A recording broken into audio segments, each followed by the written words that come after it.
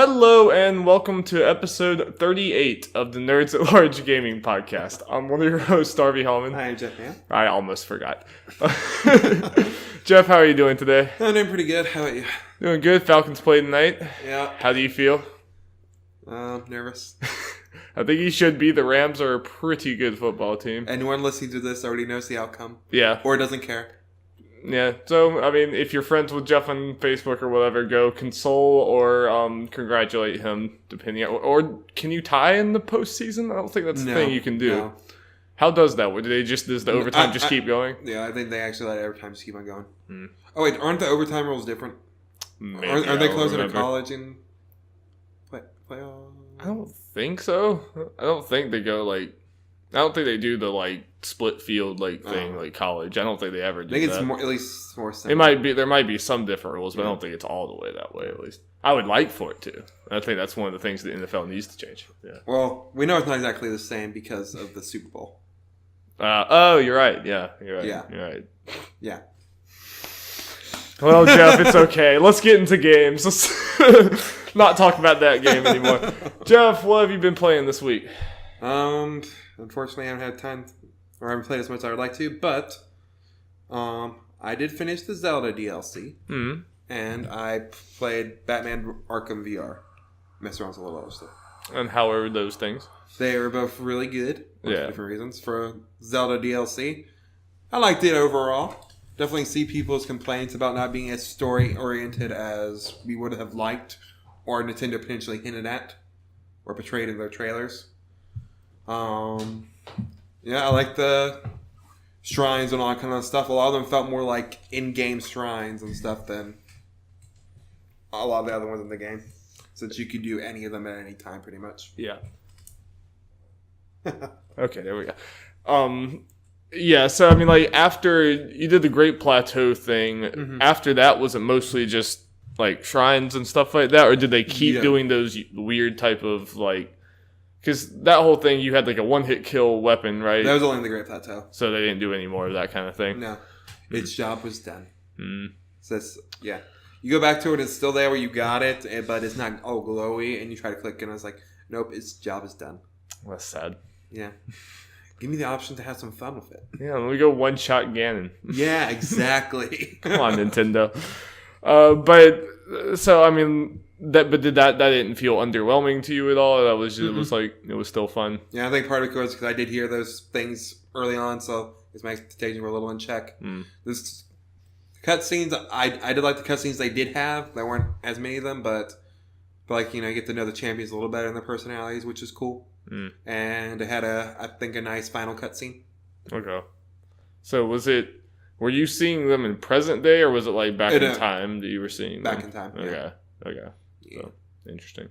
Cool. How's the motorcycle? It's pretty fun. Yep. I guess it makes sense, but you got to use fuel for it. Do you have to go by gas stations? No. Hyrulean gas stations popped up after I got the motorcycle. I think you just feed a monster parts or something. I don't know. Weird. Yeah. Instead, you just give it materials or whatever. So I assume that's just what it means.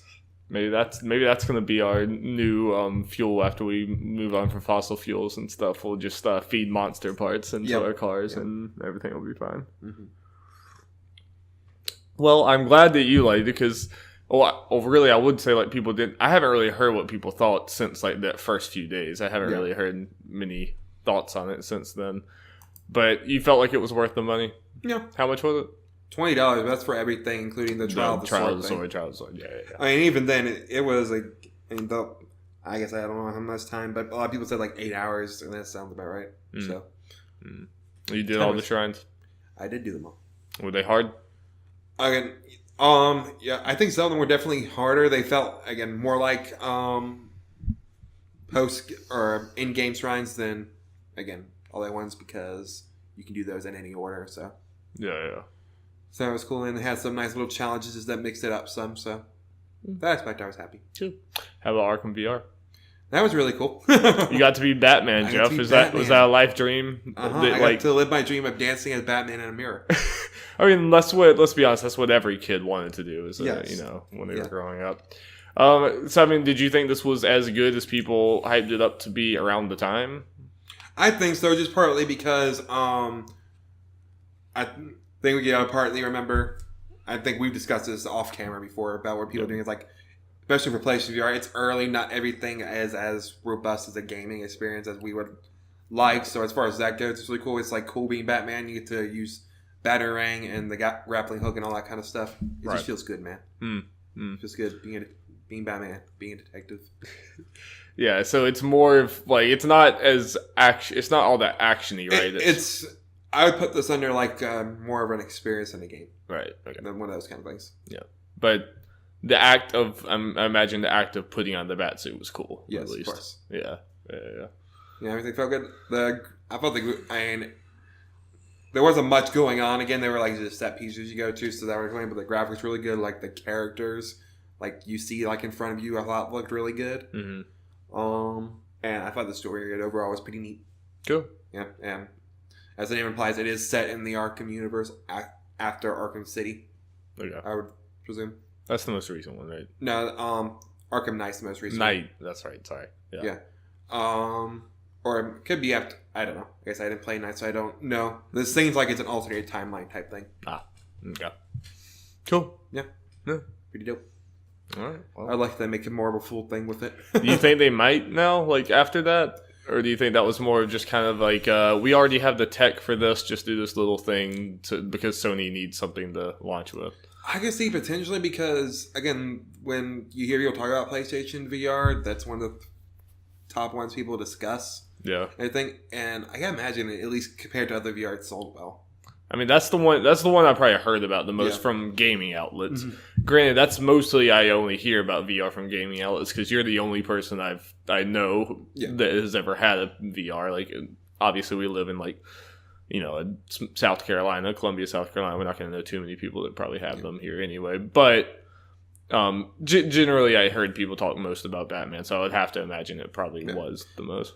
This should be. And we don't know what Rocksteady is doing. Yeah. Does Rocksteady have different arms? Like, I wonder if they could have one team maybe make a VR thing while the other one's making whatever else they're making. Yeah, I imagine that's what that kind of happened with this one. They just had like a smaller team use the assets or whatever they needed from the Arkham games to make this. They could always do that again. Did everything look like Arkham? Like definitely Arkham. And this should be obvious. You probably will not get nearly as much out of this as I did and many other people did if you're not a fan of Batman. Yeah, good spell saying. Yeah, that's pretty self-explanatory. Yeah. How much was that? I think the full price 20, but I got like 50% off. So like I got about 10. I knew, Sony's has those PSN sales. Like, I feel like Batman's could be one. Then it did. I was like, bye. There we go. Got it. And I know you also bought like Job Simulator and a few other ones, so we'll have impressions on those soon. I definitely want to play those. Yes, that'd be fun. I didn't play too much this last week. I started Wolfenstein 2. I did not get nearly far enough into it to really have any like concrete, actual impressions. I can already say I see what people mean about it being really hard. Because I was really only like maybe 30 minutes to an hour into it, and I was already in a section where I was just beating my head against the wall, just dying over and over again. Like, I would try one thing, didn't work, try another thing, didn't work, and I was like, I'm out of ideas, and I just keep dying. Gotta get good. Yeah, I gotta get good. I mean, out of baby mode. God, I might end up having to, we'll see, but obviously I haven't spent that much time trying it, and I'm not saying it's bad because it's hard. It's just it's hard, and I haven't played a first person shooter like that in a long time, so got a learning curve. Got to get back used to it. Yeah. I mean the story and stuff seems interesting so far. Maybe a little less so than I was hoping for, but again, I'm only like an hour in. It was just it's very over the top. Like it's it kind of has a historical setting with like. Not it's like Nazis if they had won the war basically, but it's very quickly becomes futuresque and there's these giant robots like shooting lasers and stuff. Gets pretty wacky, and I'm very interested to see what it does going further. Darby, are there Nazi vampires? Not so far, but I wouldn't put it past the game. Okay. I mean, there's literally a Nazi like half mech thing that shoots these two red lasers at you with its two guns, and you can take one of its arms and like shoot it with it basically. Nice. Yes. I appreciate it. And this is the first like 45 minutes of the game, so. We'll see. But yeah, that's about all I got. I play a little Persona, but not much. I think Persona might be the game that I go back to and try to play a lot of now. Yeah. Then I'm kind of post Mario. I'm going to be dabbling in Mario, but I think Persona might be my main jam for a while. I think once I get done with South Park and Life is Strange, Harley, that'll probably be the one I focus on. Need to do Life is Strange too. Yeah. All right, Jeff. Well, you ready to get into the news? I guess so. News jingle. Jingle, jingle, jingle. So people know, we haven't done the last couple of weeks. I tried to put news that we might have missed, which isn't a lot. So this news thing is light. Everyone's still on vacation, I guess. Like they didn't realize that it's post New Year's, but yeah, not much news. I guess, didn't think about us and that we need new They news. never do, Jeff. Yeah. They never think about. We're not creative and can't come up with something different. Feeling time. You came up with some stuff. Okay, so let's get into it. This comes from Joe Scrabbs of IGN. The World Health Organization will list gaming disorder and hazardous gaming as health disorders in its International Compendium of Diseases. Part of WHO's, that's how they put it, make it shorter, WHO's first major update to the compendium is 1992. Gaming disorder is listed as an addictive behavior alongside gambling, while hazardous gaming is a pattern of gaming behavior that appreciably increases the risk of harmful physical or mental health.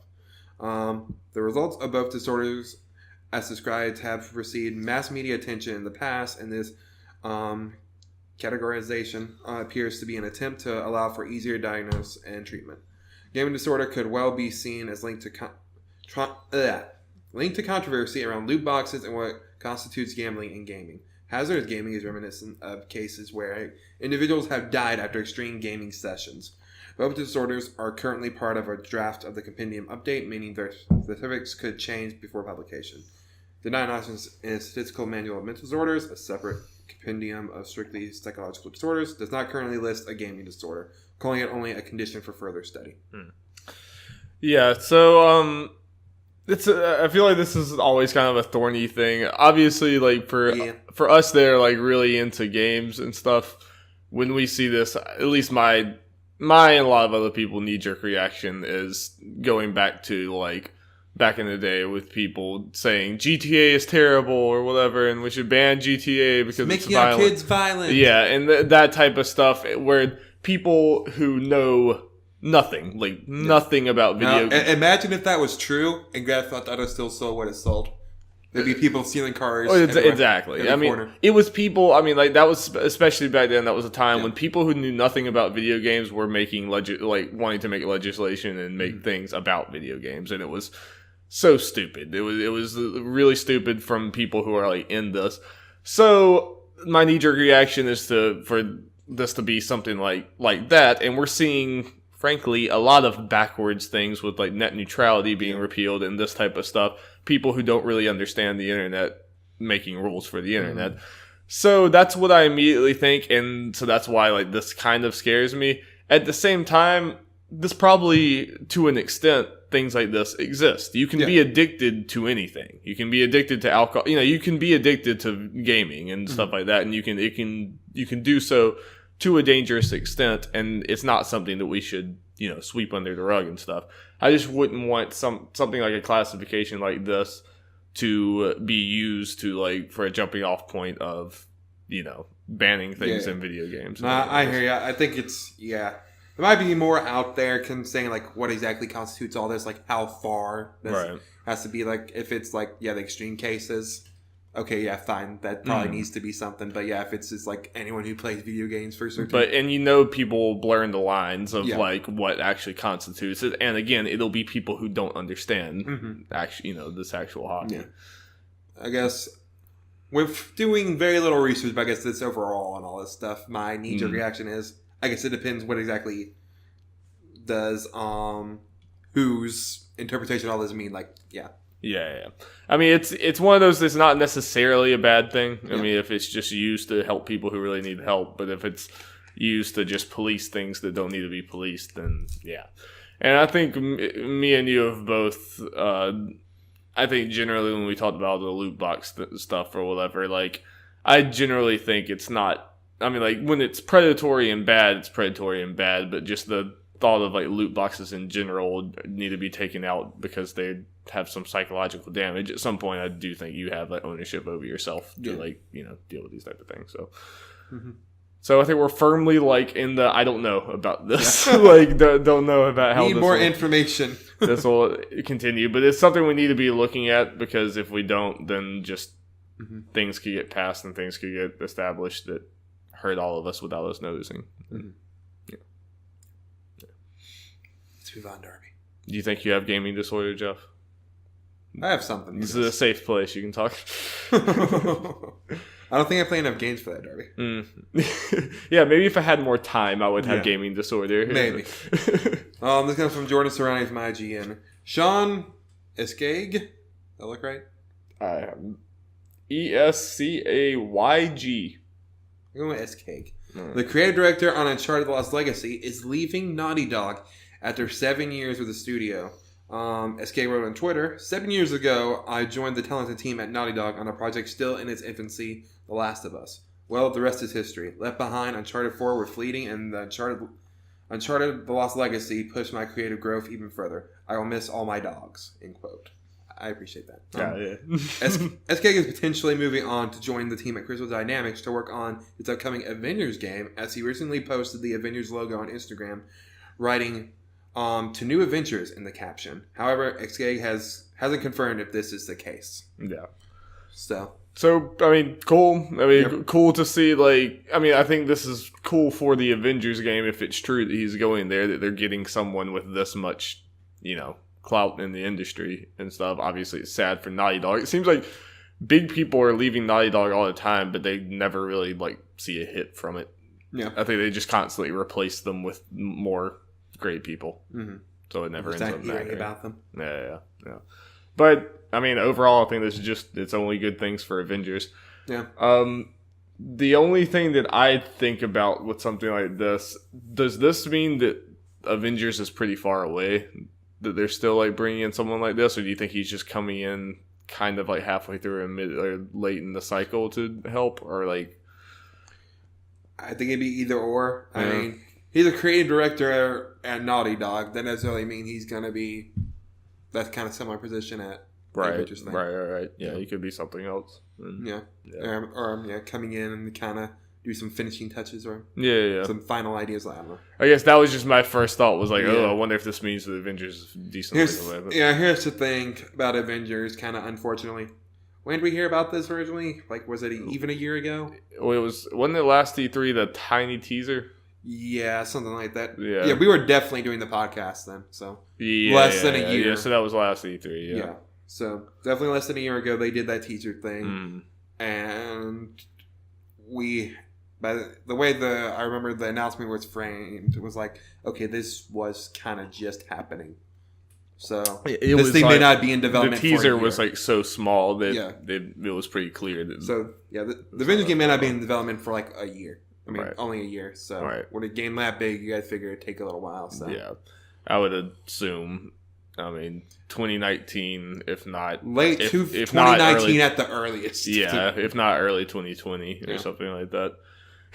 It's weird to think that 2020 is only 2 years away, and when you say it, it just sounds like it's so far away. Yeah. But I mean, talking about games coming out in 2020 is a real thing at this point because that's only 2 years away. Yeah, like Death Stranding. Yeah. Yep. If not 2021, we'll see. Yeah, any more to say there? Not really. Okay, moving on. This comes from Austin Wood from IGN. Free-to-play hero shooter Paladins is getting a battle royale mode called, wait for it, Battlegrounds. Not even trying anymore. Developer Hi-Rez announced that Paladins Battlegrounds would be free-to-play and drops 100 players into 20-minute matches set on a large map. There, teams of players fight over the loot of more than 4 outposts and chase zeppelins that drop legendary gear. As encroaching fog corrals them into ever tighter skirmishes. The last team standing wins. We might as well that whole basically that whole paragraph just take out Paladins and high res and just copy that because you're going to be saying that about probably 8 more times this year as games introduce a 100 player thing with 20-minute and fog and So, rounding out this thing, Paladin Battleground was designed from the ground up to be played in teams, IRS said, and will retain the main game's class-based team composition. Mounts will also be usable. You ride horses, Darby. So, I mean, really different. How do you feel about it? Because, I mean, obviously, this was, we know everyone's going to keep doing, versions of PUBG because it's really popular and it makes sense. Fortnite, I think we were both, very pro Fortnite as far as, it was fine for them to do that. How do you feel about this just with them calling it Battlegrounds? That's the only part that's just weird for me. I mean, I don't care that much. I really think that still PUBG doesn't really have any leg on the stand on if they try to go after anyone for this, because even PUBG is just kind of going off of H1Z1 and other games like that. It is weird to me that you're just like, nope, straight up, we're not even going to come up with another name. It's just Battlegrounds. Well, isn't this the game that was very similar to Overwatch? Or is very similar? Yeah. They came out at the same time. Yeah, this game was already, if you don't know Paladins, it's just, I mean, okay, I played 4 matches of it, so I guess take it with a grain of salt, but it is just a really lousy, direct, rip-off of Overwatch. Down to, even the UI and everything looks the same. There's even, a version of Tracer, basically, and a version of this, and it's just really bad. So, I mean, it's not like they were already known for having their own unique ideas. This is not something new. It's just they didn't call Paladins Overwatch. I guess that was the only difference. But yeah. I still think it's. I mean, I'm very interested. I'm interested to see what Bluehole or PUBG Corp, I guess now, does if they say anything about this, because they kind of took it on the chin for saying that against Fortnite. Yeah, everyone kind of attacked them for it because. It just kind of seemed ridiculous. They were like, oh, we might take legal action against you and all this other stuff. So. Mm-hmm. Well, I just thought of it. Because we have anything else to talk about this? Nah, I guess not. Yeah. Well, there wasn't next, but might as well talk about next when we're talking about PUBG. This comes from Eddie McCook from GameSpot. Okay. The CEO of PUBG developer PUBG Corp, Chang Hong Kim, said in a new interview that he hopes the game will one day be available on every platform. Not only that, but he also spoke about how his aim is for PUBG to become a universal media franchise that could extend beyond games to TV and movies. The game will stay exclusive to Xbox One for some time, Kim told Inzen Global, though it sounds like you can expect it on PS4 and other systems later. Quote, if we have that opportunity, the final goal would be to launch the title on every platform. Quote. So, yeah. I guess we can kind of tie this in potentially to Paladin. It's how this will... Paladin's on PS4, right? Right. Yeah, of course. I wonder how this will affect PS4 players wanting PUBG. Having another free-to-play one. Right. I mean, yeah, and you already have Fortnite, you're going to have this or whatever, especially if PUBG doesn't run any better than it's running on Xbox. Yeah. There's a chance that even when PUBG gets the PS4, it's the worst running PUBG type game, you know, on there. So, I don't know. Yeah, it's weird. I'm just kind of morbidly curious to see how the whole PUBG thing just in general pans out. They say they want to have a franchise that goes to TV and movies and stuff like that. Ow. I mean, I understand it from a business standpoint. Yeah. You have this name that everyone knows and 10 million player bases. You just want to ride this train until the wheels fall off, basically. Yeah. But, I mean, there's no way it's going to be good, right? The only thing I can think of they make is a generic action movie. You're going to have to basically make up a plot because this movie sounds weirder than the Mario movie. Yeah. This idea. At least Mario can potentially do something. Mario has a story. It's not a good one, but it has a story. It's a basic one. Yeah. I mean, you would potentially do something with that. Make it like a cutesy kids movie or something. Yeah. This, even that PlayerUnknown's Battleground doesn't sound like a good... I mean, I get it. It's the name of the thing. It doesn't even sound like a good movie title. I mean, PlayerUnknown's Battleground is a bad name. Yeah. I mean, it called odd, but the name is bad. Yeah. It's... I don't know about you. I mean, I expect the PUBG train to crash a lot sooner than they're expecting. Probably, I kind of expect it to fade off in next year or the year after or something. Not fade off completely. There's always going to be people playing it, but I feel like some of the other battle royale modes might even surpass it, especially if they That's can't get their honestly stuff what together. I'm expecting. Hot take, I guess. I don't. I mean, I get it. It's fun, but I guess I don't get the hardcore defenders for PUBG completely because there's all this stuff about. I mean, it's a cool idea and everything. I'm surprised not many more people did this sooner. So good on them for doing that. But it's not the most original idea, and very easy to copy. It's very basic and stuff. They're slowly adding stuff, good, and from a lot of accounts, it doesn't run great on anything. Yeah, I mean... I don't think it's that hard for something to come up and technically surpass it, but potentially PUBG will be the bigger one still because it's quote-unquote the first popular one. And it already has a big install base. I mean, even if it's technically the more inferior game. And part of it, I think some people call it as good as it is, like some reviews I've seen, like, I don't know, part of me sees like it's popular because it's popular type thing at this point. It's kind of because of the zeitgeist and because it was like a big movement and stuff like that. I mean, like, I don't think there's any illusions. Like, yeah, it's a janky game. It doesn't run that well, whatever, but the concept was really fun. So I totally understood why it caught on then and why did it dominated all of this year in coverage and just player base and breaking records left and right and stuff. But as we move forward, I think when the landscape starts opening up for everyone else, it's going to be harder for them to compete. But we'll see. I might be wrong. PUBG might still keep dominating. They might get things together and like get this running okay. But I also I don't know. This seems like the concept of PUBG just seems like such a broad, really cool and somehow new, like you say, game type or something. But to say that PUBG is the only one that could do it, it would almost be like if Nintendo was like, oh, no one else can do kart racers. Yeah. Because we do Mario Kart. Well, people already say that similar thing for Nintendo about Smash type games. They do, and it's annoying. Like, I know. I say that as the most hardcore Nintendo fan. Yeah, no, I think this should be a game type that like we can see different companies explore. Because if PUBG is the only one that people let thrive, then it just... we get no innovation in this thing, which has a lot of room to expand. It does. I'm excited to see how other games explore the battle royale. Right. I know I'm kind of shitting on PUBG a little bit right now, but obviously, if you listen to this, I'm in for this type of game. I was talking about buying it until I remembered after months that I need to get an Xbox Live thing. No, if I had a PC, I would be. I know I would be playing this game all the time because it's just so much fun. I just think that, the purest of it. I mean, I think the markets can have room for multiple of these. Yeah. So obviously, Paladins is just it's just going to be a news blip and then go off. People are only talking about it because they named it Battlegrounds, and that's probably why they did it, so that people would talk about it. Indeed. I am curious to see if Paladins potentially start because something very interesting that I think Paladins is. I know they're completely kind of ripping them off even more. Definitely more than Fortnite, and they did the whole Overwatch thing and all that kind of stuff. The fact it's a hero shooter, particularly team-based battle royale thing. Yeah. I think that has potential to grow, even if Paladins isn't the one to really do it right and people latch onto it. Yeah, that's the first example of something, because Fortnite, it has the building mechanics and stuff, which was different, but for the most part, it's generally the same thing. But adding something like one's better in consoles.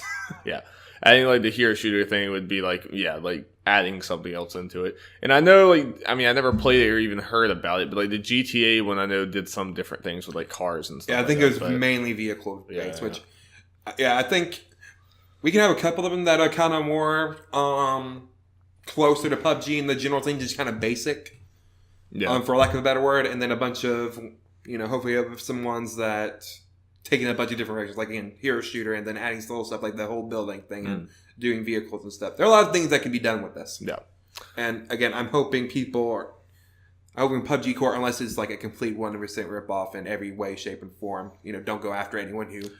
I have a feeling they won't now after Fortnite. I think they probably learned their lesson because they got torn apart. And I legitimately think that that PUBG coming after Fortnite was one of the biggest reasons Fortnite took off. A lot of people had never even heard of it before PUBG came after them like that. Yeah. Also, before we move on, I would like to, I'm happy that, back in high school or something when everyone was into Hunger Games, I, said that someone should make a game where it's, a giant arena where, you, pick each other off or something, and then, a few years later, and now it's a huge thing. But, no. Again, it's one of those things, I I don't know why this didn't happen sooner. I mean, probably technical limitations is part of it because, like, that's part of why PUBG it's so hard for it to run on consoles is because that's a giant map that's all going on at once. Yeah, it has to load the whole map at one time. You can't just like load part of it, so that's why it's really hard to run on like an Xbox One. So yeah. Okay. Speaking of Xbox, the Kinect is dead. The Kinect is dead. Long live the Kinect is dead. Well, the Kinect was dead. Kind of dead in October when Microsoft discontinued. It was like barely alive and just like crawling, trying to get the safety, and this was just like the final bullet. So that's a very gruesome analogy, but there you go. Yeah. So pretty much what happened was I can't remember if we talked about it when it happened, but Microsoft discontinued the Kinect in October, the Kinect stuff. Yeah, and then they just discontinued the Kinect adapter, which you can apparently still buy. Yeah. So no more Kinects unless you already have one or you get them used or something. Yeah, that's officially just there's like no way to even use the Kinect anymore. And 2 people probably care. Yeah. Yeah, I mean Kinect was just something that didn't work. I mean it was a novel idea, but I mean it probably if Kinect came out now it would be different enough and it would be something new and modern. It would probably work, but it was in some ways ahead of its time, and in some ways it didn't work as well as it should, and there just wasn't enough of applications for it. Yeah, it's one of Microsoft was trying to do their own thing, trying to follow the Wii, like PlayStation did with the Move controller, but obviously the Move controllers are closer to that. Yeah. Difference is, Sony found an actual good way to use the Move controllers for. Or at least some way to use them. Yeah. But I mean, like, it's weird when you think about, like, it felt like right when Kinect died, we had like everyone has Alexas and stuff now, and they're like speaking out. Like that's basically like that was one of the biggest things Kinect was doing. It just seemed like Xbox was a few years too early. Yeah, though I think you kind of mentioned it, but I did hear from a lot of people who kind of tried to use it more that it just didn't work well. It didn't. Yeah. I mean, like I used it some because friends of mine had Xboxes and. It was always, it definitely struck me as one of those things like, oh, this is neat, but you use it a few times to show people and then you never use it again. Yeah. Okay, so ready to move on, Darby? Yep. This comes from Brian Burnett from IGN. Platinum Games has 2 designs in mind for brand new IP and wants to change its approach and self-publish this game, or these games. Atsushi Inaba, head of development and producer at Platinum, revealed the independent studio's new focus in an interview with Game Informer. Quote, up until now, obviously we've worked on original IPs for a variety of publishers. We've also worked on other Hollywood IPs for other publishers as well. But we're becoming more and more interested in the idea of self-publishing and doing our own title. End quote. Inaba went on to say the studio will probably begin making the game with a team of around 20 people. Over the past year, Platinum has become a studio where anybody can pitch a game, according to Inaba, and the team has slowly whittled down the many proposed ideas to 2 potential designs. So one thing real quick, I think I saw on another thing, those 20 teams, or those 2 games with the 20 teams, I think they were trying to make the budget like below 10 million or something, or make that the max. I might be wrong on that number. Interesting. I mean, it sounds like it goes along with what they're saying. Yeah. I mean, this is like even more like we've been. I think it's been a theme of this whole year of games coverage is just that you can succeed as an indie studio and stuff, and you can succeed doing these AA stuff like this. So it's cool to see someone as big as Platinum taking like the Ninja Theory route with Hellblade and like going for like we're gonna self-publish and stuff. Yeah, but I hope that means they can do something cool and unique with it. Mm-hmm. Obviously, they may have a little more help because they had Nier and stuff. So Square Enix helping them, and I guess Sega / Nintendo helping them out with Bayonetta stuff. So they get a little more funding at least in those projects. But it generally just seems like Platinum's in a much better place than they were not long ago. Actually, I just had a thought. I think the publishers / developers that had, I felt like big comebacks this year. Nintendo, Ubisoft in ways, and Platinum. Even if it was just mainly because of Nier. But I mean, still, that was no one expected Nier to do what it did. At the beginning of the year, we're like, man, Platinum may be on its last leg, and then Nier came out, big hit, sold really well. And at the end of the year, they're like, hey, Bayonetta 3. Nope. That game everyone it's loved. An awesome way to end it off. Yeah, on a console that people actually like. Mm-hmm. And like now we have things to be excited for with Platinum going forward for sure. And it's cool. I like Platinum, so and hopefully they don't have to rely on using stuff like Korra and Transformers and make those games. Or the terrible Ninja Turtles game. Oh yeah, that too. Yeah. Platinum's best thing is just do whatever they want. which this sounds like exactly that. Yeah. With no oversight. It's kind of just what they want to do. So, needless to say, It's we cool will discuss culture. these things whenever they are revealed. 100%. Okay, next thing. We're a little late on this, but screw it. We're light on stuff. PlayStation Plus versus Xbox Game with Gold, Darby. It's time. It's past that time, but we're doing it anyway. We're doing it anyway. Whatever. It's after New Year's. Things get weird. Whatever. Yeah. It's still January. You still have time to get the games. They just came out. Yeah. Okay, so here's the PlayStation Plus games. Deus Ex Mankind Divided for PS4. Hoo-wee. Batman the Telltale series for PS4. Hoo-wee. Sacred 3 for PS3. Hoo-wee. The Book of Unwritten Tales 2 for PS3. Psychopath's Mandatory Happiness for PS Vita and PS4. I'm kind of excited about that. Okay. I like the Psychopaths anime. So hopefully this is, at least decent.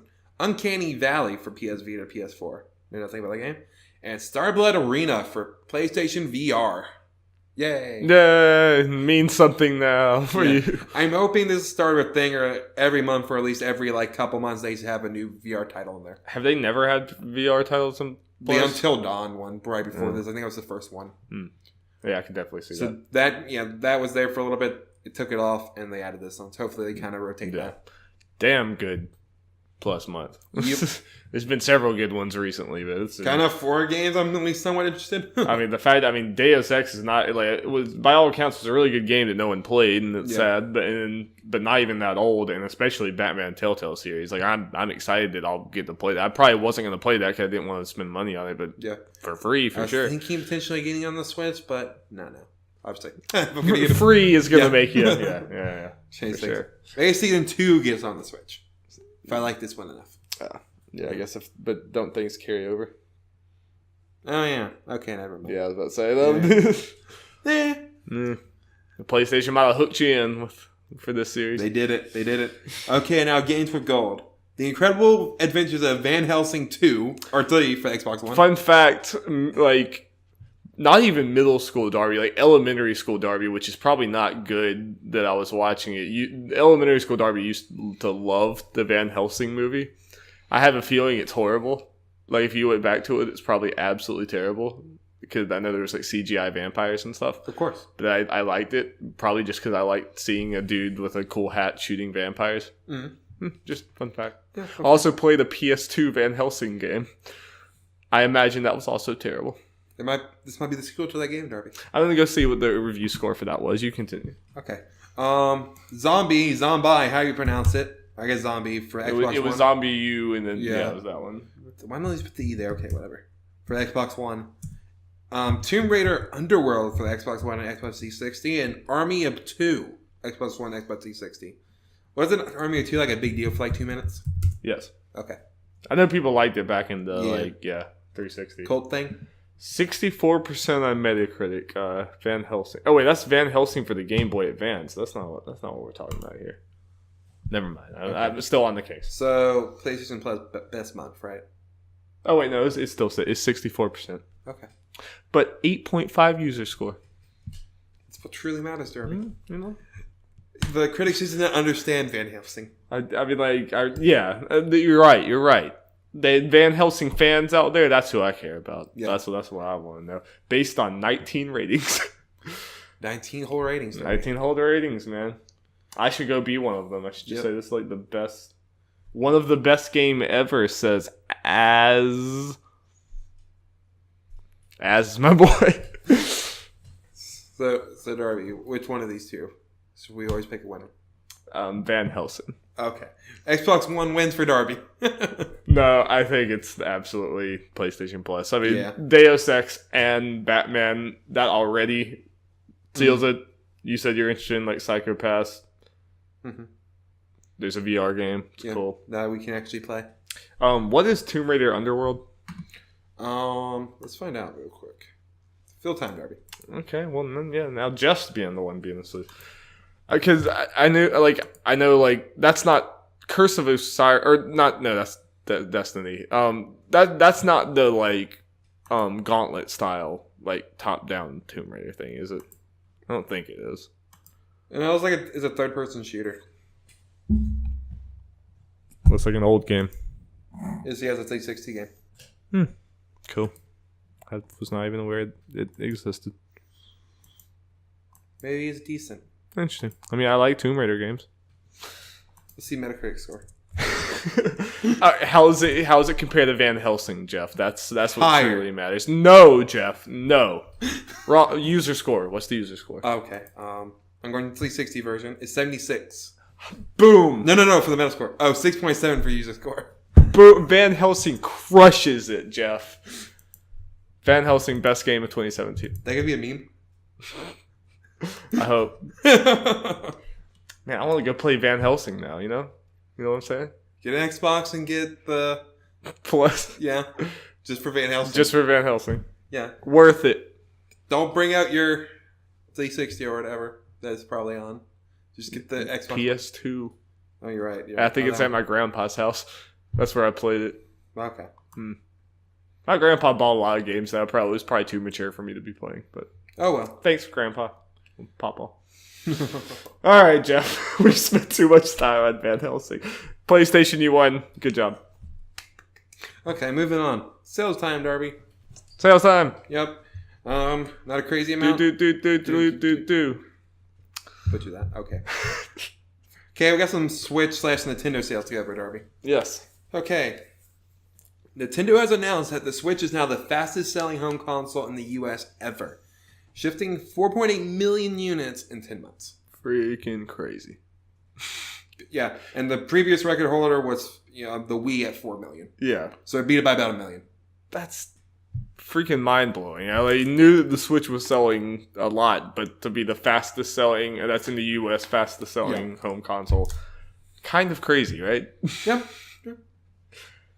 Oh yeah, and in the same thing, Nintendo added that 60% of US Switch owners own Super Mario Odyssey, and 55% own The Legend of Zelda Breath of the Wild. This was very interesting to me because, definitely obviously it was going to be this way, but back earlier this year, that percentage that owned Zelda was, way, way higher. Yeah. But it must just be a lot of people are buying Switches this fall, and just Mario's more popular than Zelda, and Mario was the more recent one, so I guess everyone's picking that up. Or, people buying it for Skyrim, or buying it for any other reason, buying it for Splatoon. Yeah, and Mario is the more probably being advertised to them. It's right there. There's even Mario bundles, a lot of those and stuff like that. So, yeah, at least in the US, at least on the Switch, I think Zelda still is sold more just because of the Wii U version, but at least on the Switch, Mario's now sold more than Zelda.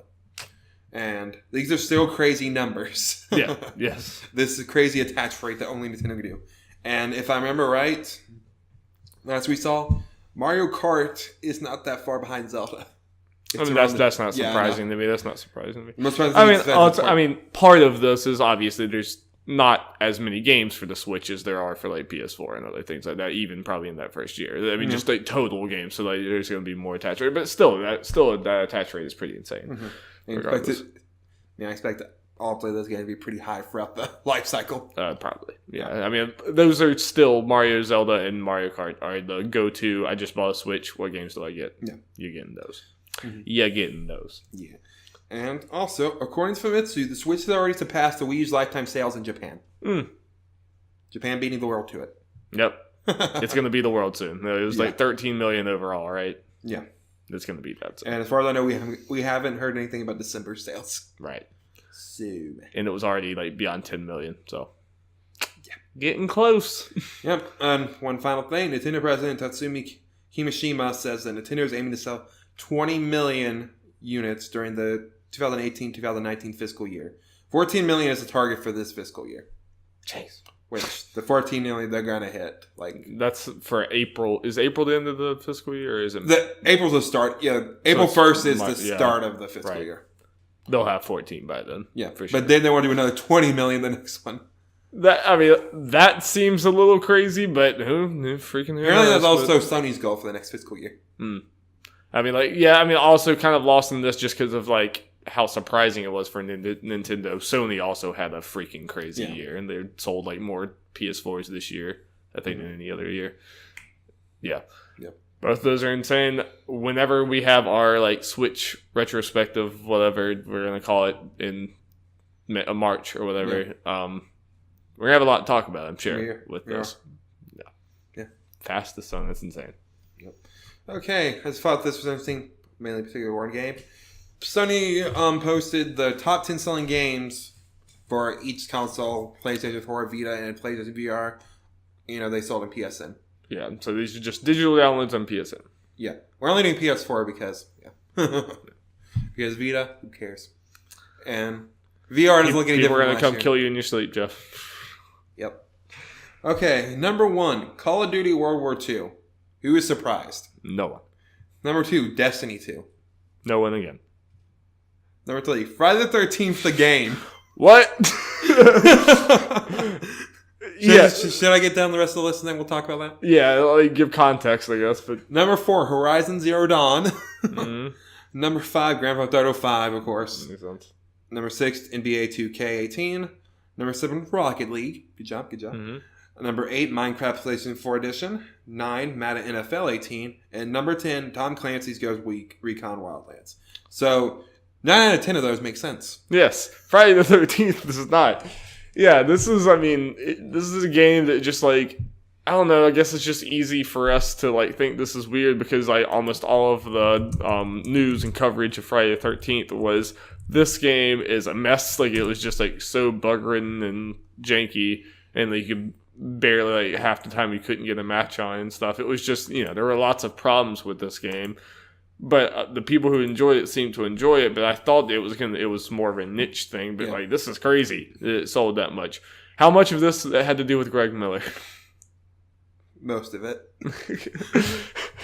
I assume. I mean, good for the people. I mean, I'm not saying this is a bad thing. I mean, good for them. Like, people seem to enjoy this game when they play it and stuff like that. It doesn't look very good to me. It looks like a good streaming game, but not something I'd really want to play on my own. But they obviously have something, so I'm sure this team's going to keep supporting it and stuff, even though it's kind of a bug-ridden mess. But it's part of the charm. It doesn't matter. Yeah, it doesn't matter if your game's fun enough. It doesn't matter if it's really janky. Look at PUBG. And bad. Yeah, exactly. Kind of a simpler thing there. But Call of Duty, Destiny 2, Friday the 13th. I mean, even then, I wouldn't expect to do that. I guess the main difference here is it's the... And correct me if I'm wrong. Is it the only one here that's digital only? Oh, yeah, that is what Greg said. Apparently, it's now both, but at least for a long time, it was only digital. So that's probably has something to do with it. Is that, like, Horizon was selling, like, physical copies, too, Yeah. I have a physical Horizon. Yeah. Still just going to find this weird. Yeah, it's still weird. It's out of nowhere. Mm-hmm. Also, good for Rocket League still being that high. And speaking of Rocket League, we'll just get to this. Rocket League has hit 40 million players across all platforms.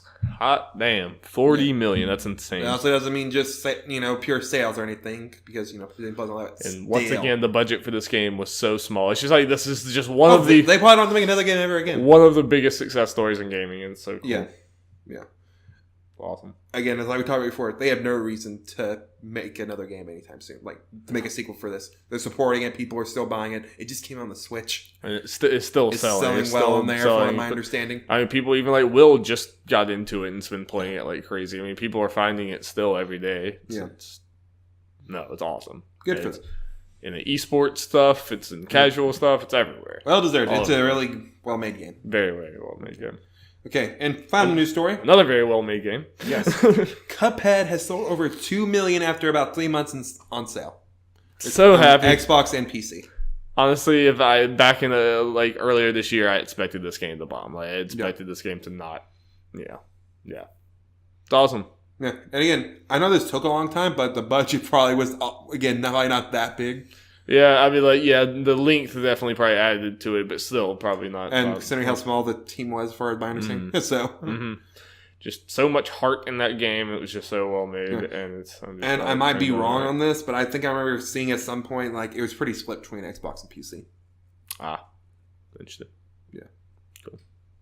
So I'm very happy for that. Me and Dari have a hard time on our little. We're trying to do that clown. We will kill that clown eventually. The people listening don't know because I haven't put anything up because we can't beat the clown, but we're trying to do a Let's Play in Cuphead, but we just cannot beat this boss to save our life. Yeah. Nah. Okay, Darby, that's it for news. So now it's time for a new segment, Darby. Okay. Okay. I don't know much about this, so we'll see where this is going. Okay, well, can't let you be seeing any of this. Okay, so yeah, we're trying to add new segments and do stuff to kind of break apart the serious kind of talk stuff and do something that's a little more fun. Yeah. Yes. We don't have a name for this because we're bad at coming up with names. That's just the way we are. Quiz time. Yeah. To accompany sales time. To accompany news time. Yeah. All right. Explain how this is going to work, Jeff. Okay, we're gonna try every week to do this. Do like a little quiz / game that usually be different things. It's mainly be questions, and the way it's probably gonna work most of the time, I'm definitely gonna be flexible with this and change things around as I see fit. It's gonna be questions based off the kind of topics we talked about in the news. Cool. So yeah, it was testing your knowledge, Darby. Feel like I'm in school again. I don't like this. Yep. And whenever we have Will or someone else in the third seat, that'll be right here, be a competition. Yeah. It's just because it's more fun that way. Will usually wins those. Yeah. But it's in betting, Darby. Okay. This is also in playing games, so you might have a shot at this. Just generally life, I just usually lose. Again, if anyone has any ideas for potentially fun games, I'm trying to come up with a bunch of things, so yeah. I can't find out what a game. It's going to be quizzes. Tell Jeff he's the game master. All right, Jeff. Yep. What are we doing? Okay, so yeah, I got 5 questions for you. Okay. All multiple choice. Again, kind of based at least loosely on topics from the news we talked about. Okay. If something was mentioned in the news, fair game. Okay. Number 1. What year was Naughty Dog founded? Oh, dear God, I don't know. A, 1984. B, 1990. C, 1986. Let me know if you want me to repeat any. It was 84, 86, and 90 what? Just 90. I know they've been around a while. They did like other things that no one knew about before. I really don't know. It's pretty shot in the dark. 86. 84. See, this been a learning experience we talk about. Giving history. No, that's good. That's good. I just no one knows about those early Naughty Dog years very much. Honestly, this thing would be better if we had another person for you to go up against, but we'll kind of change things as it goes. Yeah. See fit. Are you keeping track of my try to scores? Yeah. Okay. You got 0 points. I figured it was going to be in the 80s. Not 90s. Number 2. What was the first game Platinum Games released? A, Bayonetta. B, Vanquish. C, Mad World. I don't know much about Vanquish and Mad World. Mad World. Correct. Hey! I thought Mad World would be the older one. Yeah, Vanquish and Mad World were all released in the both released in 2008. Bayonetta was released in 2009. I knew it wasn't Bayonetta. I knew that much, but yeah. That was between Vanquish and Mad World. I figured that'd be your thought process. Yeah. Yep. Okay. This is a more questionable question. It's like, this sounds like a fun one. Darby, how up to date are you on the Zelda timeline? Oh God, not great. Okay. You're just calling me out on all the things I don't know. Sorry. All right, this was quickly thrown together. I'll try to do better questions next time. Okay, if people don't know, Zelda timeline, whatever, goes through its straight thing. And Ocarina of Time is split into 3 different paths, depending what happens. Yeah. So, I've never really cared much. I've never looked much into the Zelda timeline, so this will probably be a shot in the dark, but go for it. I'll have to do a little asterisk to give you some context to potentially help you out. Okay. In the official Zelda timeline, what is the first game in the hero is defeated timeline? Okay. Yeah, the way I have this is I have the first games from each of the 3 timelines. So it's not like I did a random one in the end. Okay. So you gotta think which one fits better with Link being defeated. A Link to the Past. B, Majora's Mask. C, The Wind Waker. I never even played all of Wind Waker.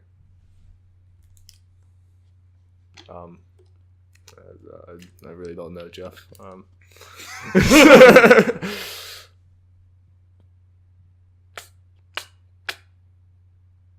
Did you say you had asterisks to help me? No, my thing was to do is tell you these are the first games in each of the timelines. So kind of more thinking, okay, use what you know potentially from these games to. Very little. It's been so long. and I've never really cared or paid attention. I don't know. Majora's Mask.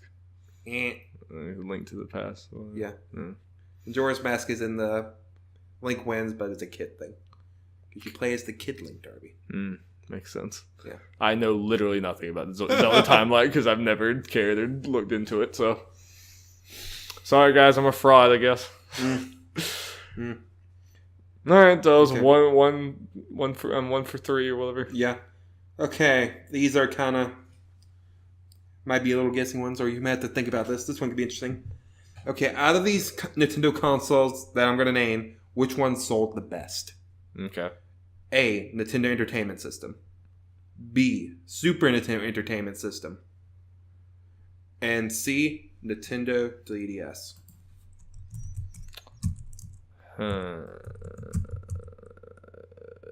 Weird. I know 3DS sold like a butt ton, but obviously those other ones also did, and they've been around a long time. I'm gonna say 3DS. Or wait, it's just 3DS? Yep. Which still is not just DS in general. Nope, just 3DS. Which 3DS is still like 60 million, right? Or something like that, I think. I'm not gonna say words, sorry. Oh yeah, I know the DS sold like way more. But Yeah. These are all relatively close.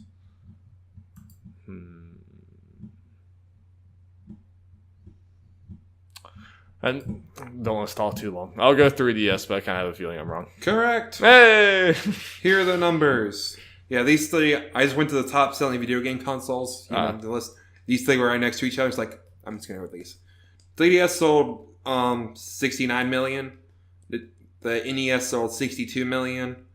The SNES sold 49 million. Pretty big drop off to the SNES. Yeah, I was thinking, well, there's an old console, you could think. Yeah. It definitely makes it hard when you're gauging, like, Yeah, that was the most interesting one. All the other ones would have been probably easier for you. Yeah, I like the console sales question. That was cool. Yeah. Okay, this is the last one, Darby. Okay. Since the Kinect is dead, how much did it sell? Oh, no. Here are your choices. A, 25 mil. B, 35 mil. C, 40 mil. I mean, it was packaged with lots of Xbox Ones.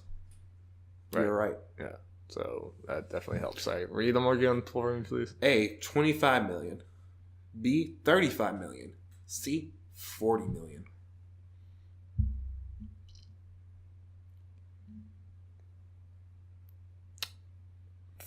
$35 million. Correct. I was thinking like there's like around 30-something million Xbox Ones. I was like, okay, maybe like half of those had Kinect, but then Kinect was also around before that. So I'm like, add this together, 35. See, that's the kind of thought process I want, Darby. Yeah, on that one. I did it. Yeah, immediately, at least the Zelda one probably was the best. Like, I want to do something with the Zelda timeline because that sounds fun. Now, if I had known anything about it, it would be, but. Now, some of those think, well, except for the Zelda one, which is fair, you're not knowing anything. The other ones, I like your thought process for them all. Cool. I'm glad. So what was my final record there? 3 out of 5. It's not bad. I forgot to add in the beginning, it's like, when we're solo, your goal should probably be just get like 3 out of 5. But you did. Did it. You win today, Darby. Nailed it. I won today. So, yeah, I guess let us know what you think of that. We try to tweak it. Yeah. Let's try to make this something we do every week because we do a bunch of segments. Hopefully something I can beat Will in. Yeah. So Will needs to get here so we can do this more. Yeah, Will. All right, Jeff, what's our main topic for today? Okay, so if you followed the interwebs... I have a feeling people do. Yes. You might have seen that a Nintendo Direct is coming up this month. Or at least heavily rumored to the point it's happening. Right.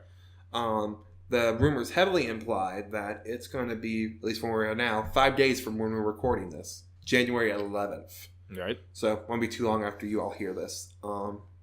But even if it's not, this topic still applies. What we're going to do is kind of do our little predictions / wants from this. Right. And talk about maybe some of the rumors that are about it. Yeah. We think how likely some things that could be there will be there and stuff like that. Yeah. So, like, what are the biggest rumors that you've seen?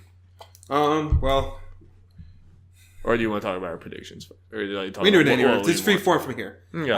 I have our doc thing. It's just a giant list of things that could happen. Yeah. So we can just go from anywhere. Some big rumors.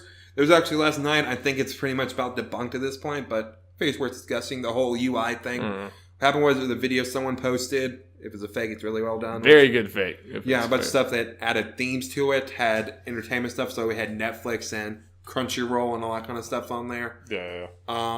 Had stuff that talk about virtual console, internet browser, group chat, all that kind of stuff. Pretty much what everyone else already has and what people want out of the Switch now. And we just assume it's coming. Been assuming it was coming for a while. I did see funny tweets. Someone's like, it's weird that all these basic functions are rumors that people are doubting. It's kind of funny. Yeah. But that might be fake, but I imagine at least parts of those is that is still coming anyway. Another kind of something that just kept up, I guess it's not really a rumor. Amazon posted 18 different game things related to the Switch that, are placeholders. Right. So we're assuming like those all might be announcements from this thing. Apparently, I didn't see this myself, but I saw other people say it just because I didn't really look at Amazon itself. I saw Reddit, etc. Banner saying stuff from the recent Nintendo event, so Direct. Right. So, imagine we get like about 18 new games, but that also, obviously not all first parties, and some stuff were different in price, like some were 60, some were 80, some 100. So some of these might be ports or... some might be ports, and some of them might, like two of the things might technically be for the same game, like a 61 being the regular game, and the 100 being a collector's edition. Right, yeah. But generally, like might have 18, subtract a few, and then you'll have like maybe what the announcements will have and stuff. Any other big rumors? You want to start? It's kind of good.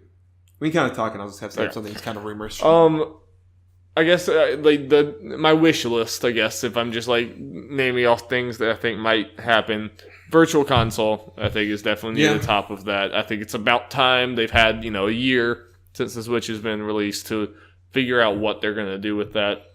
Or if they've gotten the Virtual Console thing or not. Yeah, or what they're going to do about it. They've sold through their like NES and SNES classics, so they didn't want to cannibalize that. Like it might be time now if they are going to introduce it now.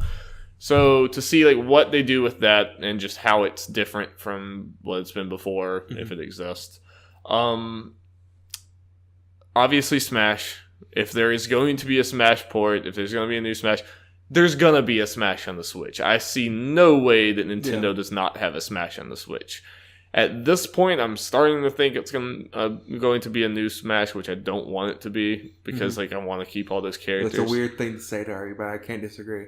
I would rather them just like add substantial improvements to this one, or at least port all the characters and stuff over because I don't want to lose any of these characters. Like this match has gotten so good and there's so many extra awesome characters. There's no way we're ever going to stop playing this one. We're just going to have to play this one and the new one. And I would rather just have one. We've talked this multiple times and not always on the podcast, but I think what me and you can agree we want at least most of the stages ported from the 3DS version to the Wii U one for the Switch version. Yeah. Make the definitive edition for Smash 4.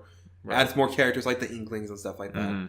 And call it a day. And do that whole stock thing, and each stock's a different character thing from Smash 4. Yeah. So it's a more specific thing, but yeah, definitely want that. Yeah. I mean, like, we're good for life. Or even if you make a new Smash, I want all of those characters back over. I want you to basically start with this game, like start there.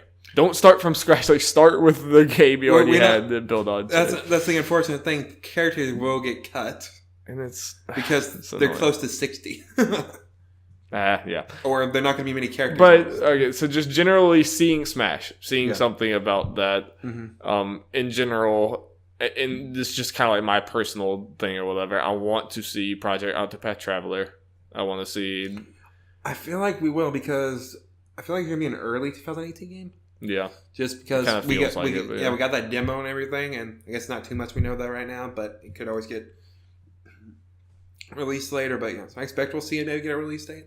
Yeah, I want a release date and maybe another trailer or even maybe the official name, something like that, and the official name, whether it's just going to be Octopath Traveler or something else like that. And then other than that, for me, Metro Prime 4 would be like a crazy, like, awesome thing, but I don't think they'll do it. I don't think it'll be there. That's one of those rumors that that is being talked about, that they're going to show like an actual trailer here. Maybe. It just felt like an E3 thing to me. Maybe it will. It's Nintendo. Obviously, Yoshi and Kirby release dates and more about them. Oh, yeah. Like, those are obvious. Kirby, like, I'm going to be shocked if we don't get a release date from this. I'll be shocked if we don't get for both of those. Yeah. Those are, like, kind of the two. Yeah, I agree. More so for Kirby. Yeah. Just probably because we saw more from the last Direct that was kind of weird. At E3, someone reminded me of this on Resetera. We saw they did a Yoshi demo thing at E3, but not Kirby. Weird. And we don't even have an official name for Yoshi. Yeah. Oh, do we have an official name for Kirby? I thought it was still just Kirby. Kirby Star Allies. Okay. Good. Excited for the Kirby game. Yeah. Been a while since I played a good Kirby game. When are you expecting both of those? Honestly, unless something comes out, I expect one of them in March because I guess the only game that I can think of that's kind of like quote unquote Nintendo exclusive or whatever that we know of is Bayonetta 1 and 2 in February. Right. Other than that, we know nothing about as far as like a lot of what's coming in 2018 and release dates. Yeah. Yeah. So, I mean, like, we need to see, like, they need to, like, kind of, I mean, not this, just all analogous, but they need to start, like they did last January where they had, like, we have Zelda, like, coming very soon, and then we have, like, Splatoon and ARMS and Mario plus Rabbids. Well, I guess they didn't say Mario plus Rabbids at the time. Yeah. That was later. But, start laying out the path. From now to E3. Right. Yeah, for at least that time period and maybe hint at some things further on. And I think something to keep in mind potentially, even if they say it's like, they give a time frame that's before E3 but don't give a date, I don't think that's any reason to worry. Because they did that like ARMS and Splatoon and stuff. Then they had general directs directs just for those that announced the release. Yeah, it seemed they definitely are trying to like tighten it, like make it a shorter time period. Yeah, they don't. Even if it internally gets delayed, they don't want to out front like put a date and then it gets delayed. Right. Nintendo's been pretty good about that. Yeah. Everything they announced at the January event that said coming out this year came out. So I even Xenoblade. Even Xenoblade. What do you think the chances are of seeing what Retro is working on? I'm 50-50 on that. It feels E3 to me, but it feels E3, but at the same time, I feel like they got to have at least one or two big announcements. Right, and that would be a big one. Yeah. To see whatever it is. I mean, do we both think new IP? Oh yeah, I think I saw they said specifically no Donkey Kong. It's not Donkey Kong, which I'm glad. So people were thinking, okay, it's Metroid, but obviously they're not working on Metroid. They're not working on Metroid Prime. So there has to be new IP, or they're taking over another Nintendo IP. Right. Yeah. I'm really hoping for new IP. I mean, I'll be excited for whatever they do, probably, but I want something awesome and new from them. Yeah, I'm with you. I wouldn't be shocked if they show something here to tease for E3. Like, I think if we see whatever Retro, I don't think we'll have a date or anything like that. I think it'll be like, here's what it is. Yeah, I would not be against. I'm one of those people. I'm not against someone just showing like a CG trailer, that kind of thing, or whatever, to make it. Especially for a first. Yeah, I'm perfectly okay with that. So I'm okay with them showing a trailer, showing what the game is, and then we don't get gameplay to E3. I'm perfectly okay with that. Yeah, and I mean, especially if it's a new IP and like they're gonna want to really tailor how they show it to people. Like Nintendo doesn't often do new IPs, and I think that would be fine. Okay. You just want it for the sake of, and some of it can be longer than others. I have Metroid Trust here. Just kind of go down the list I have and just kind of. Yeah, sure. Okay, we already discussed Bayonetta, but what do you think the odds of Bayonetta 3? I don't think so, because the Game Awards were just not very long ago, and I'm hoping that Nintendo will have so many other things to talk about that Bayonetta 3 doesn't come up. I mean, that being said, I wouldn't be shocked if they did, but. Again, there are a bunch of rumors, and obviously they all vary in how likely they are. But I did see some stuff about Bayonetta 3 is coming out this year. Oh, okay. Interesting. And it kind of makes sense in a way because it being the Game Awards, it makes sense for them potentially, since they just showed a Bayonetta trailer, them showing just a teaser for 3. And then like at this direct showing the gameplay stuff. Yeah. Potentially. Yeah, I could see that. And it also would make sense it coming out this year since they are releasing Bayonetta 1 and 2 next month. Yeah. Because I feel like one of the things you don't want too far apart. No. But not exactly crazy close. So I saw some people throwing like September or something. That'd be interesting. Yeah. Yeah, I mean, especially if it does come out this year, which I imagine, I would at least hope they try to keep it out in the fall, or so if it does come out, I think that makes a good like September. August September game, kind of like Mario Plus Rabbids. If that's the case, then I could definitely probably see them showing that here then probably, and I mean that teaser was just so short at the Game Awards, it just almost seemed like the announcement they were really ready for was the collection or whatever, and then it was like, oh, but we're doing this, but it didn't seem like they had much to show. But maybe that's because they knew they knew that they had this coming up here, and the Game Awards it was like they already had so many things going on there. It was probably hard. Only Kojima gets more than like 4 minutes. He gets like 9, or whatever the Death Stranding. Okay, we cut Kirby Star Allies, and we're thinking release day will probably get more than that. Yeah, probably. I'm excited. Dragon Quest. I have just Dragon Quest there for 2 reasons. For one, Dragon Quest Builder is coming out soon. I think there's a date. So they'll probably mention that.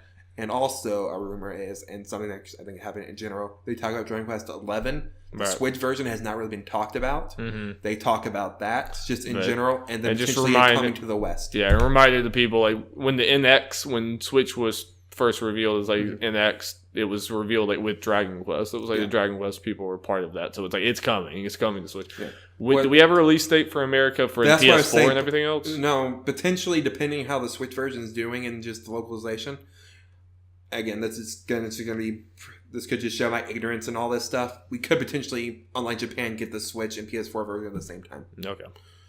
So they could have that kind of release window for the US/date. It came out last summer in Japan, right? Yeah. Yeah. And we don't have any date for any version right now. Nope. And we don't have any date for the Switch version even in Japan. If the Switch version is at all ready, I could definitely see them showing that here. I mean, that if you talk about big announcements, that'd be a pretty big announcement.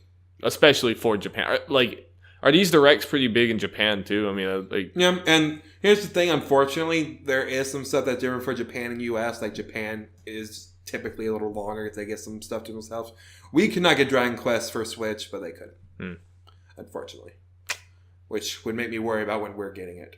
Yeah. What my hopes would be. This is not my prediction. This is what I really want. They just talk about the Switch version and just announce a release date for it for here in general, PS4 and Switch all on the same day. Yeah, that's what I want. Yeah, kind of be weird if they announced like the PS4 release date like the same day when they are doing it at a Nintendo event. It would be a little weird. It'd almost be like an afterthought for so it seems like Sony wouldn't like that, but yeah, but that's just the way these things work. Like this is probably my head like Dragon Ball FighterZ getting announced at a Microsoft event. Yeah. In my eyes, it's kind of like that. Yeah. We just see it a little differently because Nintendo's normally not involved in that. Right.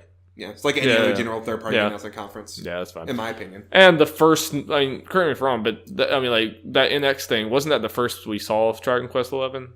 Like anywhere? Like I don't think we had seen official things. No, we have not. So I think I think they said it was coming at some point, but we didn't see footage for sure because technically we don't even know what version the Switch is getting. People are still on the thing of we're getting the 3DS version, which I don't think is likely. I would hope not. I don't think so. I would imagine that. I mean, maybe this is my ignorant showing, but I would imagine that a Dragon Quest game, even a PS4 version one, would be able to run on the Switch, unless it's doing something crazy that I'm not. No, I don't think so. Yeah. So, I'm not worried about that part. Okay, moving on. Animal Crossing. I don't think we're getting it. I don't think we're getting it. I think we're getting it E3 with a fall launch. I think so too. Okay. Okay, we know this game's coming based on the leaks. Faye. Yeah, Faye for sure. I think, probably Faye is going to be, if there's a section along with like Octopath Traveler. It'll probably be one of those. Or because Nintendo's doing those headline things now. Faye will probably be another little quick thing. Yeah, I imagine they'll both. I mean, they'll be like Bombshell or whatever, and then maybe some smaller ones, and then maybe another Bombshell. I'm excited for this game. I am too. It looks very, very cool. And obviously, we both decided this is one of those games we're going to get on the Switch. So, it's on both. This one will get on the Switch. Yeah, I agree. And we just have 2018 for it now.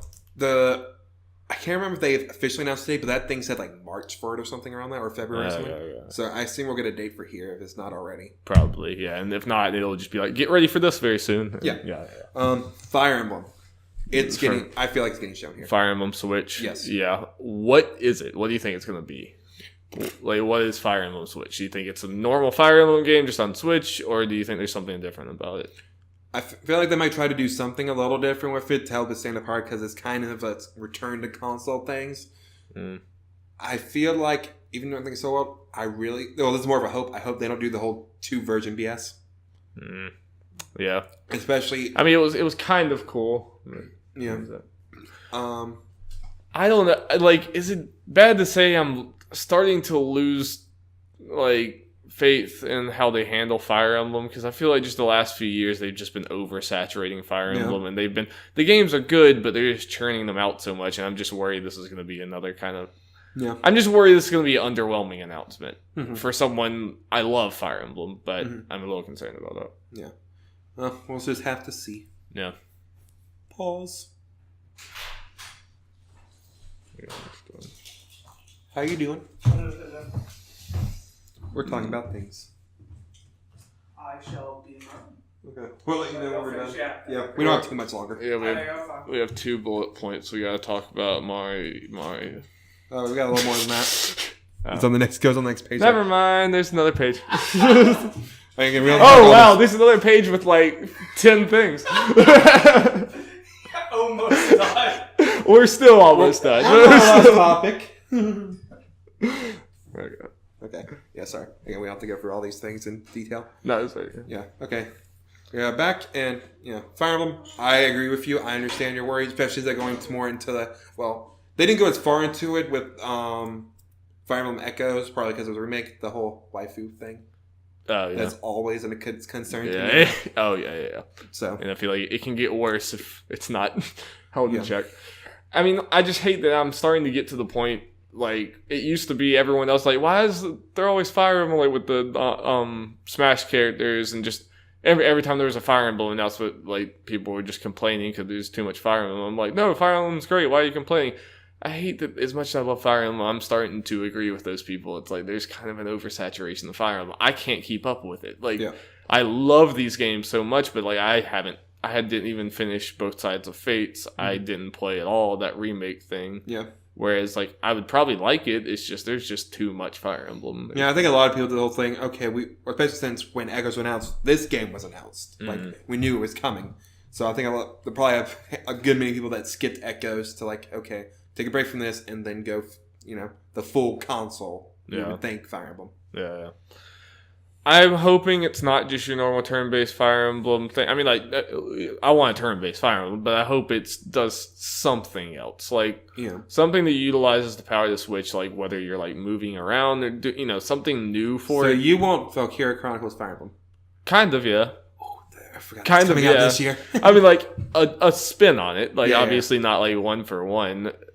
Like, even if it's the same grid style thing, just something like the art style looks different and you can move around, you can do some things differently. Like, I don't want it to look just kind of the same. I don't even want it to be like Radiant Dawn and those type of things. I want it to kind of be something new. Otherwise, it's just going to blend in for me. Yeah, I hear you. But I thought, I don't think we have a small thing or anything substantial. We think Valkyria Chronicles could potentially be in this to let people know, hey, this is going to be on the Switch. Like the new one? Yeah. 4. I could see that. Yeah. They didn't mention Switch in the other one. I didn't. Oh, and they announced it for the Switch, but they did. Those are their own things. Like Nintendo showing people, hey, this is coming. Okay, yeah, I could see that. A little real thing.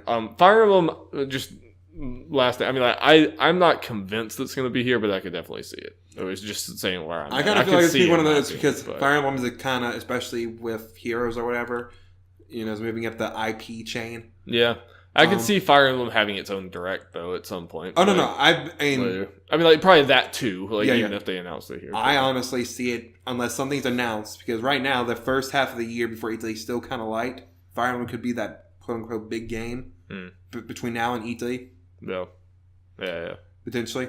I mean, that would be awesome if it was between now and E3. But yeah. They got plenty of stuff to play around with. I can see it, because I feel like they got to announce something / go in more detail about one of these bigger games to have before E3. Right. Make it like a May, April game. Okay. I feel like this is definitely going to be there. Mario plus Rabbids DLC, because I think that's coming out like next month or this month or something. Okay, yeah. You would know more than me. Yeah. Like new story DLC, new character. I'm hyped. Cool. Great game. Okay. Yeah, we kind of talked about Metroid. We figured it could potentially be here. Yeah, I'd say, like you said, about 50-50. Yeah.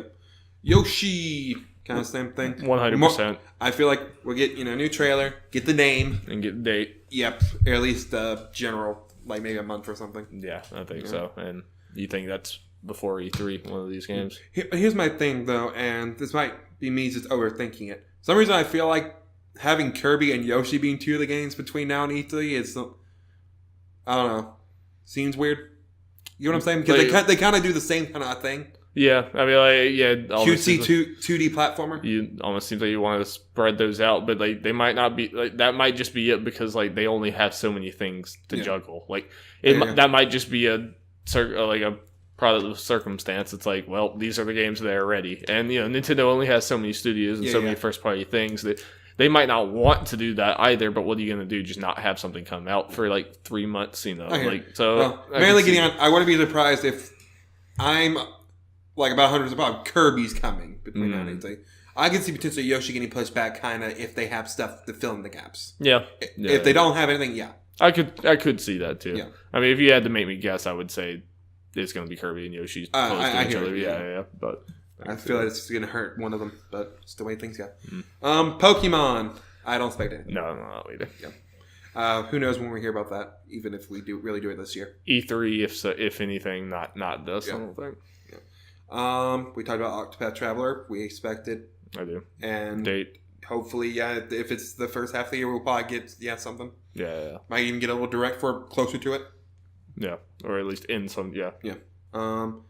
SMT5 Shin Megami Tensei. It's all you. I feel like this is far along, so we may not get it. We might get like one of those little mention things. Like when does it come out? I don't think we have anything. I think it's kind of one of those things in production, exclusively for Switch. Okay, so it's probably a later thing then.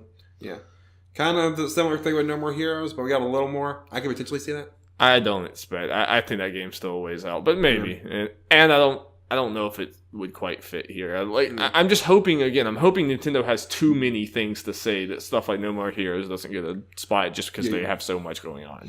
Yeah, stuff like SMT and No More Heroes could be things, and I'm going to throw Bayonetta into that mix. Like, I could potentially see those talked about and announced for a general date about any time. Yeah. But I can also see those things be next year.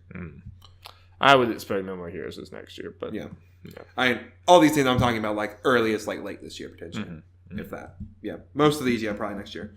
Wolfenstein 2. I expect to at least see a small thing being like Wolfenstein 2 coming to Switch. Like just something about it. Because Bethesda and Nintendo have been doing a lot of things. I expect Bethesda to have an appearance and this be what they. I can imagine this being before E3 potentially, like coming out, depending on this is. We not knowing how hard to support this kind of thing to the Switch. Right. Yeah. I assume they want to try to get this thing out as soon as possible. Yeah, I think they have talked about early 2023. I expect it to I think that's the thing too, so I imagine we'll hear about it here. I think so. Yeah. Rockstar Games? Because we got LA Noire. Yeah. Maybe. There's rumors about Grand Theft Auto 5. That is a PS3 Xbox 360 game. I mean, that would be a bombshell. I mean, like, if they have if that's a thing, then it would be here, but... Maybe, definitely, maybe. I mean, like I said, if that's a thing that's actually being worked on and it's like close to being out, then sure, absolutely. And here's also part of it, and Grand Theft Auto being the big one, people are like, Switch came around that game. People can forget it's a PS3 game. So Grand Theft Auto 5 would have yet another surge in sales because it would be on a new platform, and there would be people that double dip. Yep. Triple dip probably at this point because everyone bought it for PS3, then PS4, and now they'll buy it for Switch. Yeah, and they probably bought it for PC when it came out. Like quadruple dipping. Imagine if they get the online thing working like they do Grand Theft Auto, and they do Grand Theft Auto online on the Switch. Yeah. Oh boy. Okay. Yeah. Financially, definitely makes sense. Okay. Can't talk about Metroid, US stuff, Amazon 18, Retro's game. We can't talk about third parties in general. Are there any other games? You can think of? I guess updates on all those Nindies that haven't come out. Yeah, I feel like we could potentially get a Nindies direct for that though. Probably. I mean, but some of the more high profile ones, we might get like a little quick. What time of year was last year's Nindies thing? I think it was in March, like a couple weeks. I feel like it wasn't that long after was it Switch release? But I'm not sure remembering. Was it before or after the Switch came out? It might have been before. I can't remember. It was around that time. It was around this time of year. Yeah, because we were It was either right before the Switch came out or right after, because I know we were doing this. Yes. Then. So I agree with you that I could see that in a separate Indies thing. Yeah, maybe a couple of them, like maybe Hollow Knight being one. Other than it's difficult to predict third parties for the Switch other than the indies that have already been said, because just random games are ported all the time. Like LA Noire came out of nowhere, so there could absolutely be some random ports that there's no way for us to guess. That are third parties coming with this. Yeah, one thing I got a feeling could always be announced on any one of these directs, but I don't think it's gonna happen because it's just about to come out on other consoles. But Dragon Ball FighterZ. Yeah. It'd be a weird timing. Dragon Ball FighterZ is Xbox too, right? Yes. Like, it's Xbox. It was announced at the Xbox event. Strangely enough. Yeah. That's right. Yeah. I could see that. I could definitely see that. Yeah. Then I guess, is there any other games? Random Mario Party. Yeah. Like an actual good one. I mean, that's definitely, if you just talk about franchises now that you have people's attention with the Switch, that you could bring with the nostalgia grab and do an old school style Mario Party with new stuff or whatever. Yeah. I mean, I could see that would be a big announcement that IGN would have articles on and people would be sharing all the time and stuff. Mm-hmm. I could definitely see something like that. Yeah. Ooh, I just had a thought. I've been listening completely mistaken. Shovel Knight, the King Knight DLC is supposed to come out soon. Mm. I can definitely see that here. Yeah. It being one of those coming out first on Switch things. Yeah. That could be the leading thing in Indies showcase, but yeah. And it's funny if they do an Indie showcase. It could be either or for that. Yeah. And I can honestly see that because the way Yacht Games or whatever, that's their name, right? Yacht Club. Yacht Club. Yeah. It's like Yacht Games doesn't sound right. There's another word there. I can see it. Sorry, go ahead. I was like Shadow Drop King. That would be cool. King's That'd be cool. Is Code Vein Switch? Or is that only PlayStation? I was just saying we haven't heard about that game in a while. Yeah. I'm expecting that at some point. That to come back into these events and stuff at some point soon. There are no current plans. For Switch, okay. Yeah. I thought so. I couldn't remember. Yeah. Then probably not, but yeah. Yeah. Oh, yeah. One more thing. The last thing on our list reminded me. Will we hear about the online service? I think so. Even though that thing was fake, I think we will hear about at least some portions of that. That thing being fake doesn't mean we won't hear anything about that. We could still get all that technically and still be fake. I think they will show YouTube and stuff like that working on there. It probably won't have the full thing of everything you want, but it'll have at least a version of that. God, I want the thing in there when they had the party chat and stuff not being on the phone. I want that to be true. I would so want that to be true. Now, this is something that people, it's not a rumor or anything, so people just talking about the thing about it potentially them launching the online stuff, or at least online play related stuff, with a big game. We talked about the games game, and everybody's bringing up Smash. That would be huge. I mean, that would be a way to sell it. Yeah. Coinciding that with Smash. It'd be big. It'd be very big. Yeah. I mean, are you expecting that? Not that particular thing, but just the online stuff to be... Well, and just the general UI stuff. I guess themes too. Just all those things that people want. It's one of those things I expect at any time, but I'm not going to be shocked if they're not there. I mean, it'll get to a point where I'm shocked. Right. I guess by E3, if we don't hear about it, it's going to be okay, Nintendo. Yeah. But I guess for this particular event, I won't be completely surprised. Yeah, well, I don't really... I think that basically covers everything I thought about for this. I'm excited for this Direct. Yeah. And it's your first Direct. As pretty much Nintendo owner. Yeah.